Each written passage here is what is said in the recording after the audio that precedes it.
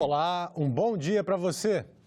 Segue para a sanção presidencial o projeto que dá a pessoas com deficiência visual o direito de receber cartões de crédito e de débito em braille.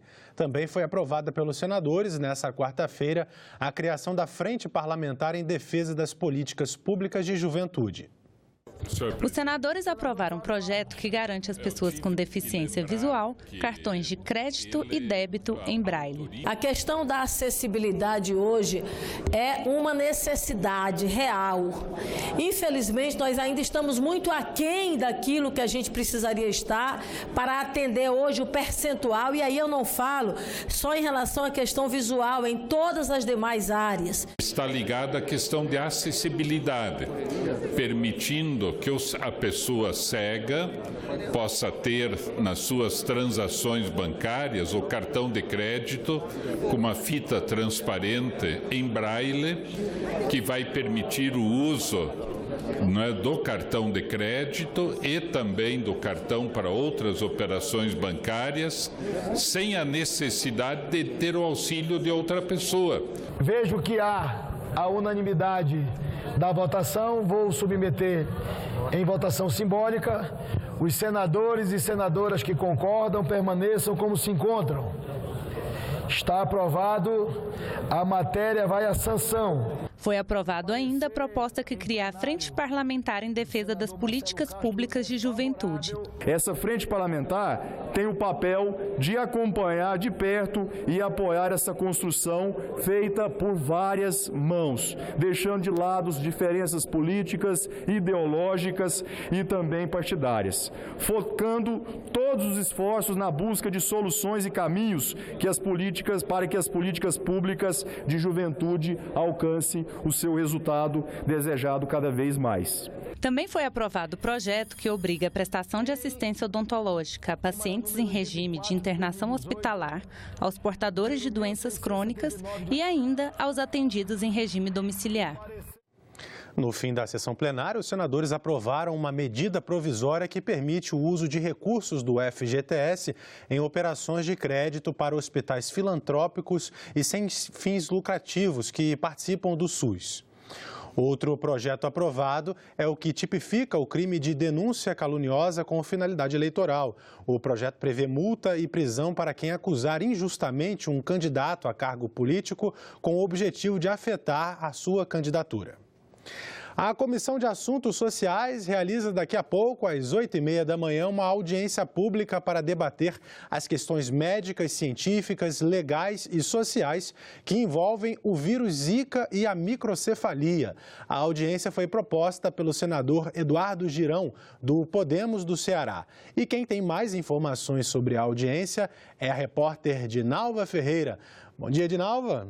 Bom dia, Tiago. Bom dia a todos. No dia 22 de maio, o Supremo Tribunal Federal vai decidir sobre a possibilidade de mulheres grávidas infectadas pelo Zika vírus terem direito ao aborto. A ação, que tramita no Supremo desde 2016, foi proposta pela Associação Nacional dos Defensores Públicos, que questiona as políticas públicas de assistência a crianças com microcefalia. Eu estou com o senador Eduardo Girão, que é o autor do requerimento, para debater esse tema na Comissão de Assuntos Sociais. Bom dia, senador. Obrigado pela presença. Senador, esse é um tema bastante polêmico. Hoje, o aborto já é permitido em 3 casos, em 3 situações, e essa ação pode trazer mais uma situação.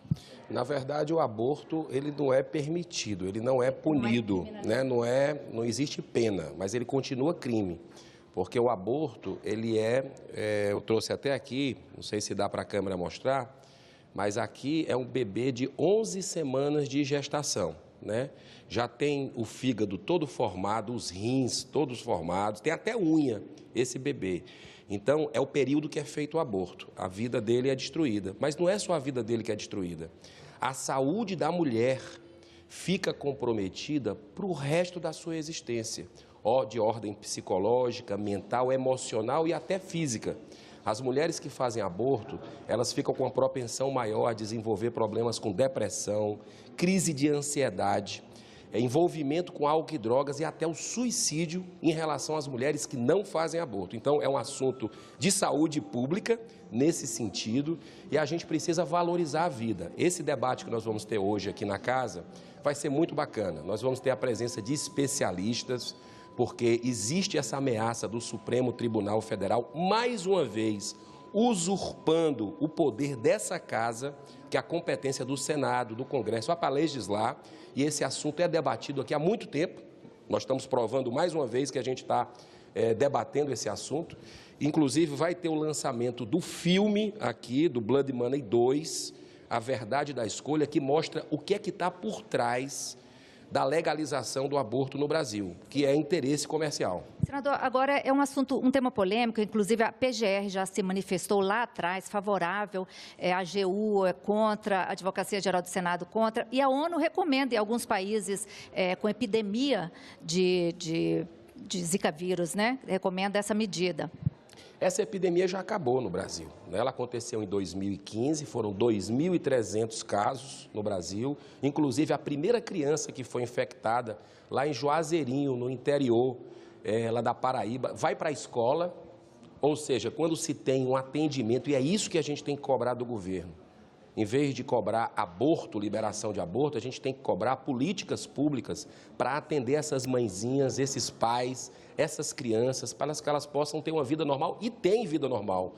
Hoje, aqui no Senado, vocês vão ter a oportunidade, se puderem participar, de conhecer famílias, crianças que têm microcefalia e que têm uma vida perfeitamente normal. Ou seja, cada vida é importante, né? A ciência mostra que a vida começa na concepção e microcefalia não é motivo para se fazer aborto de maneira nenhuma.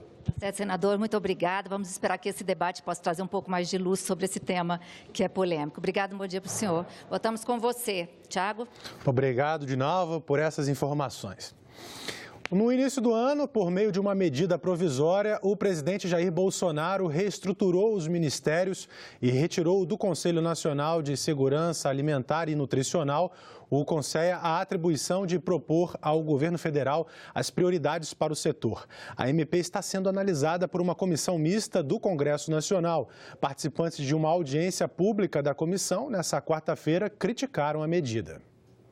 O sistema e o CONSEA, a participação social, os múltiplos olhares, eles foram analisados por vários mecanismos de avaliação de miséria e fome, principalmente a Organização Mundial da Saúde, enfim, e ele foi considerado um exemplo no mundo porque o Brasil, um país com fome crônica, com miséria crônica, conseguiu, por conta desse sistema, sair em 2014 do mapa mundial da fome. Eu, particularmente, pessoalmente, apresentei uma emenda para restituição do CONSEA, né? E acredito que essa casa vai restabelecer 2 direitos constitucionais que são fundamentais. O direito à alimentação e a impossibilidade de interferência estatal na livre associação das organizações. O próprio governo reconhece que é preciso fazer mudanças. Já existem demandas do próprio governo no sentido de aperfeiçoar, de adequar, de aprimorar a medida provisória que o próprio governo encaminhou. Então, tem demandas específicas de diversos órgãos no sentido de melhor racionalizar as atribuições, as competências que ficaram distribuídas nessa nova estrutura. A Comissão de Constituição e Justiça rejeitou nesta quarta-feira, por 16 votos a 2, um projeto que pretendia acabar com a obrigação do percentual mínimo para candidaturas de homens e mulheres nas eleições.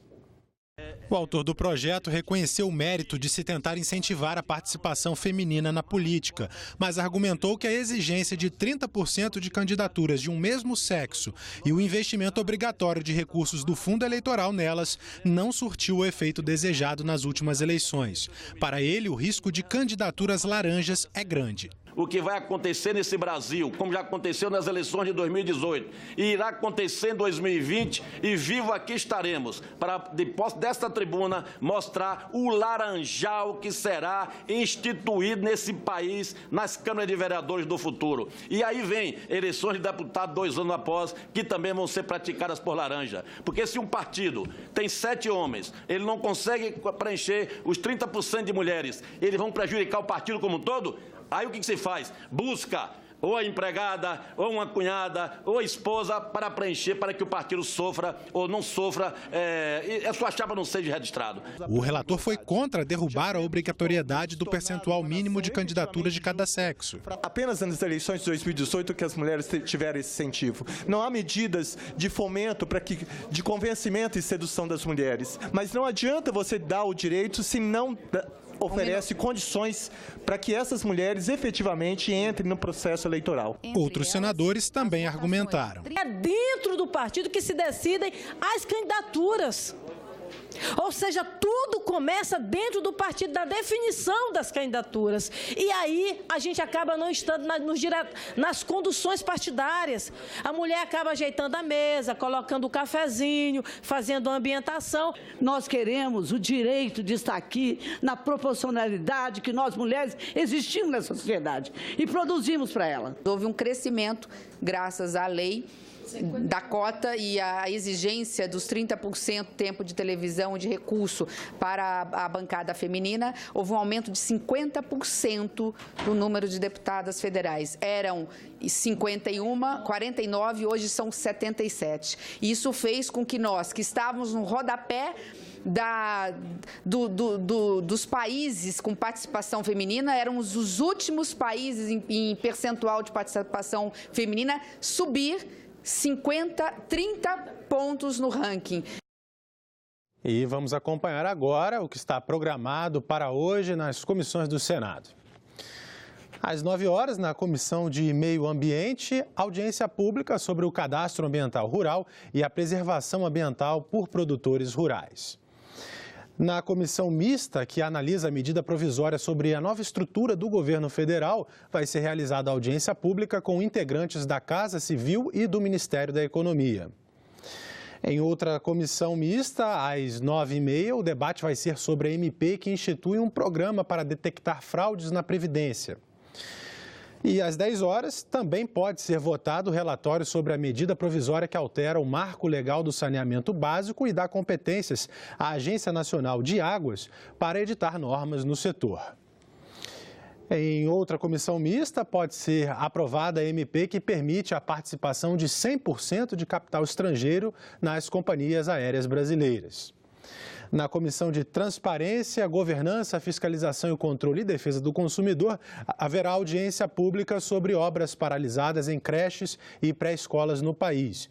E, ao meio-dia, reúne-se a comissão mista que analisa a medida provisória sobre a criação da Autoridade Nacional de Proteção de Dados. O presidente do Senado, Davi Alcolumbre, recebeu nesta quarta-feira representantes de movimentos indígenas que estão em Brasília participando do 15º acampamento Terra Livre. O encontro reúne lideranças indígenas de todo o país e é considerado a maior assembleia de povos originários do mundo. Representantes de movimentos indígenas vieram pedir o apoio do presidente do Senado, Davi Alcolumbre, para reverter 2 decisões do governo que foram tomadas no início do ano com a medida provisória 870, a de passar a responsabilidade da demarcação de terras indígenas para o Ministério da Agricultura e a de transferir a FUNAI do Ministério da Justiça para o Ministério da Mulher, da Família e dos Direitos Humanos. Receberam de Davi o compromisso de promover o diálogo. Isso acho que é uma demanda principal do movimento indígena, não é a única, tem várias, mas é uma demanda que preocupa e por parte do presidente do Senado ficou a garantia e o compromisso dele no sentido de ajudar a viabilizar o retorno da FUNAI para o Ministério da Justiça. As mudanças na medida provisória são anseios essenciais e fundamentais, e a gente pode ter um clima de diálogo, de construção. São coisas tão simples que vão fazer com que haja paz, segurança, esperança no futuro também. A deputada federal Joênia Wapichana, da Rede Sustentabilidade de Roraima, é a primeira mulher indígena a ser eleita para a Câmara Federal. Ela coordena a Frente Parlamentar Mista em Defesa dos Povos Indígenas, associação suprapartidária que conta com 248 parlamentares. A deputada defende que o momento é de dialogar para avançar. Ao invés de você abrir terras indígenas para mineração, arrendamento, hidrelétrico, qual seria a alternativa de a gente levar a sustentabilidade na Amazônia, para os povos indígenas, que não significa eles abrirem mão de seus direitos à terra, abrir mão de sua cultura, colocar em risco a vida dos povos indígenas, mas, enfim, fazer com que os povos indígenas dialoguem, né, com as autoridades e de apresentarem suas demandas e prioridades.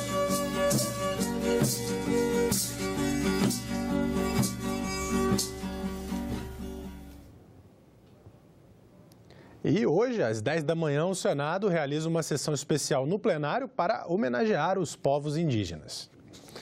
O ministro Luiz Henrique Mandetta assinou nesta quarta-feira, no plenário do Senado, uma portaria que disponibiliza no Sistema Único de Saúde um medicamento de alto custo usado para melhorar a qualidade de vida de pacientes com atrofia muscular espinhal.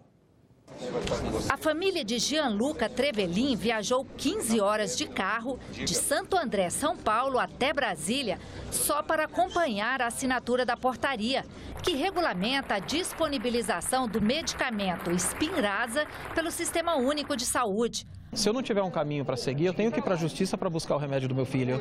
E a gente busca um caminho onde o Ministério possa pagar menos por esse medicamento e abranger mais pacientes. Uma luta de muitas famílias que convivem com a atrofia muscular espinhal, doença degenerativa de origem genética. Um dia histórico para a saúde pública do Brasil, daqueles que mais precisam. Milhões de brasileiros esperam por este governo e por esta pasta para ter os seus problemas solucionados, como numa portaria ministerial assinada no plenário do Senado da República, em sinal de respeito a esta casa e em sinal de prestígio a milhões de brasileiros.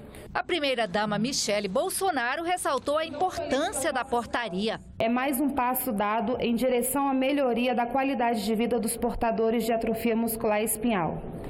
Os desafios dos milhões de raros e de seus familiares é um problema social que requer o olhar atento do governo.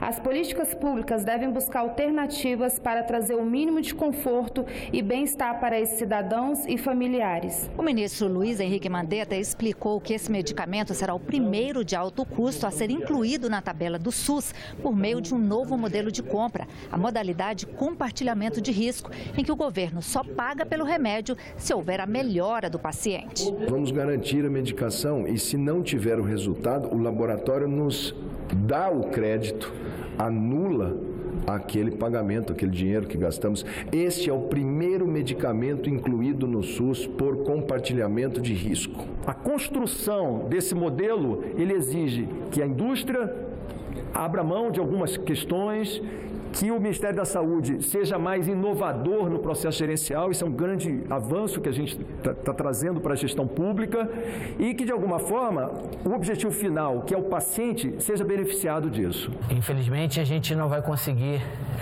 curar definitivo essas pessoas, mas com a assinatura dessa portaria, a gente vai poder ajudar a muitas pessoas a melhorar sua qualidade de vida, a diminuir suas dores. Os senadores das comissões de Assuntos Sociais e de Assuntos Econômicos decidiram deixar para daqui a 2 semanas o polêmico projeto sobre a nova lei de drogas. O texto veio da Câmara em 2013, foi arquivado no final do ano passado e agora está de volta. O relatório do senador Stevenson Valentim manteve na íntegra o texto vindo da Câmara dos Deputados. O projeto de lei da Câmara prevê pena maior para traficante-chefe de quadrilha. Nos postos de saúde, fica obrigada a elaboração do plano individual de atendimento para cada usuário ou dependente de droga. O contribuinte poderá deduzir do imposto de renda até 30% para a construção e manutenção de instituições de atenção a usuários de drogas. Licitações de obras públicas deverão reservar 3% do total de vagas para pessoas atendidas pelas políticas sobre drogas. Mas o texto nem chegou a ser discutido. Senadores se revezaram para defender ou criticar a proposta de realização de novas audiências públicas. Que a gente possa trazer experiências do Canadá, que a gente possa trazer experiências da Holanda, que a gente possa trazer experiências de várias partes do mundo para discutir esse tema e ver como eles estão encaminhando e solucionando a questão de como lidar com o tráfico, como lidar com o usuário de drogas, como lidar com essa situação que é de extrema complexidade. Para a gente procurar fazer esse debate hoje, porque o Supremo Tribunal Federal, no dia 5 de junho, agora de 2019, já marcou a continuidade do julgamento de da liberação das drogas. Então, o placar lá já está 3-0. Nós vamos continuar repetindo o que já foi feito, vamos continuar procurando até que venha, se um dia for possível, um maior número de depoentes aqui que sejam a favor da droga, quando cabalmente já se viu que a maioria é contra a droga. Eu sou uma usuária de canabidiol e eu gostaria sim de aprofundar mais no projeto para ver se não tem nenhum entrave que acabe prejudicando um pouco, porque as pessoas que consomem esse medicamento, e a gente tem assistido crianças que tinham 30 convulsões por dia passar a ter nenhuma, e a gente precisa avaliar profundamente se não tem nenhum entrave que acabe prejudicando essa evolução. O requerimento para a realização de audiência pública foi rejeitado e, com o pedido de vista coletiva, as comissões de Assuntos Sociais e Assuntos Econômicos voltam a se reunir para votar a matéria no dia 8 de maio. E se o projeto da Câmara for realmente aprovado na íntegra, como quer o relator, cai a possibilidade de se portar pequenas quantidades de droga, como determinava uma das emendas ao texto. Por outro lado, pode haver redução de pena, dependendo da quantidade de droga encontrada com a pessoa. Esse projeto ele não vê punição, não vê aumento de pena para traficante grande, traficante médio e grande porte. Mas para o pequeno, que muitas vezes é mula, é o cobaia ali para vender aquela quantidade inexpressiva de um grande traficante, ele não precisa e nem vai ser penalizado pelo PLC 37. Ele vai ser tratado, ele vai ser socializado. No episódio de hoje da série sobre a reforma da Previdência, você vai ver como a exigência de idade mínima para aposentadoria vai atingir as trabalhadoras do serviço público.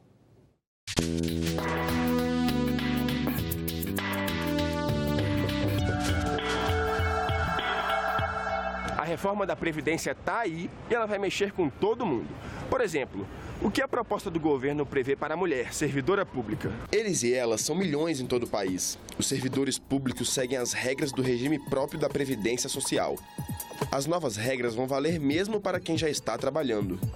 Alice vai ter que adiar os planos de conhecer outros países, aprender coisas novas e ter mais tempo para a família. No serviço público, desde o ano 2000, se a reforma passar, ela vai ter que trabalhar mais do que esperava. Porque, pela proposta do governo, Alice vai ter que cumprir a regra de transição. Quando eu entrei no serviço público há 19 anos atrás, a minha expectativa, à época, era me aposentar com 54 anos.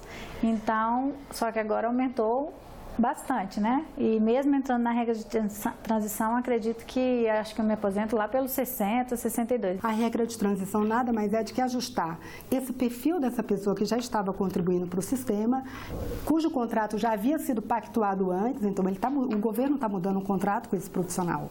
Então, uma forma de ser mais justo com esse profissional é estabelecer que ele tenha regras menos rigorosas dos que vão ainda entrar no sistema de seguridade. Se a proposta do governo governo for aprovada, as novas funcionárias poderão requerer aposentadoria somente a partir da idade mínima de 62 anos, tempo mínimo de contribuição de 25 anos, 10 anos de serviço público e 5 anos no cargo. Quer saber mais sobre a proposta do governo para a reforma da Previdência? Acesse a página da TV Senado no YouTube. Até a próxima!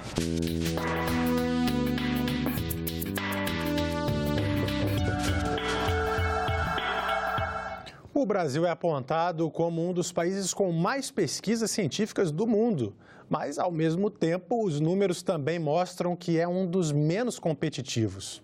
A Comissão Senado do Futuro recebeu representantes do governo e da sociedade que apresentaram dados para embasar propostas legislativas de incentivo à inovação. As barreiras enfrentadas pelo empreendedorismo no Brasil são claras: burocratização para se abrir um negócio e falta de incentivos. Muita gente que está hoje com desemprego, que hoje quer entrar no mercado de trabalho e tem, muitas vezes, o quesito ideia, esbarra na burocracia ou na incerteza de como fazer. O Brasil hoje ocupa a 64ª posição no âmbito do Innovation Global Index, um dos principais rankings de inovação do mundo.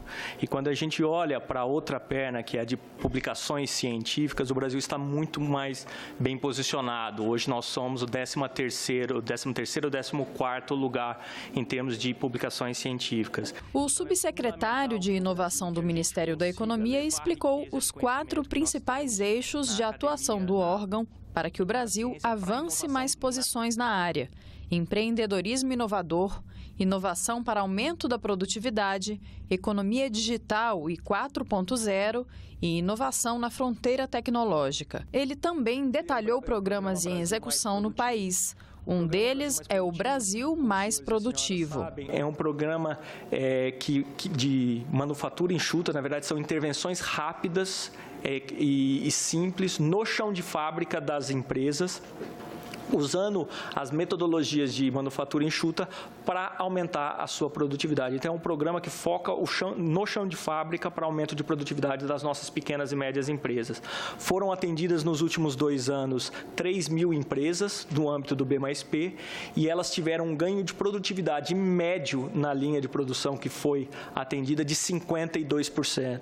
As dificuldades no registro de marcas e patentes, especialmente quando se trata da falta de examinadores no Instituto Nacional da Propriedade Industrial e do excesso de exigências, acabam prolongando o processo por vários anos. Se hoje eu tivesse um borrachão e apagasse todos os pedidos de patentes anterior à data de hoje para trás, amanhã eu já começaria um novo backlog. Eu não tenho examinadores suficientes para tratar da demanda corrente. Outra barreira é a grande burocracia na hora de abrir e fechar empresas. Segundo a organização Endeavor Brasil, em média leva-se 62 dias no país para a abertura de negócios. Já houve registros de processos que duraram 163 dias. A abertura de empresas envolve pelo menos 6 processos em 6 órgãos diferentes. A informação não é clara, existe um excesso e duplicidade de exigências e por aí vai. E se abrir é difícil, fechar uma empresa é quase um pesadelo. São quase 4 milhões do que a gente chama de CNPJs zumbis, que são empresas que não estão em atividade hoje, mas que ainda existem formalmente. O representante do SEBRAE falou sobre a importância de algumas propostas legislativas. Uma delas é o projeto de lei do Senado que prevê a transformação do Fundo Nacional de Desenvolvimento Científico e Tecnológico de contábil para financeiro. O Fundo Nacional de Desenvolvimento Científico e Tecnológico é a principal fonte de recursos para a inovação no país e hoje ele é quase na sua totalidade contingenciado, né, no orçamento. Então a gente precisa transformar esse fundo de um fundo contábil para financeiro para que ele seja realmente e de fato revertido em inovação e investimentos em inovação no Brasil. E nós ficamos por aqui. Você pode rever as reportagens desta edição na nossa página na internet, senado.leg.br/tv. E daqui a pouquinho vai começar a transmissão aqui no canal da reunião da Comissão de Assuntos Sociais, com uma audiência pública, hoje sobre o vírus Zika e as implicações sociais dele. Continue aqui na nossa sintonia e até a próxima.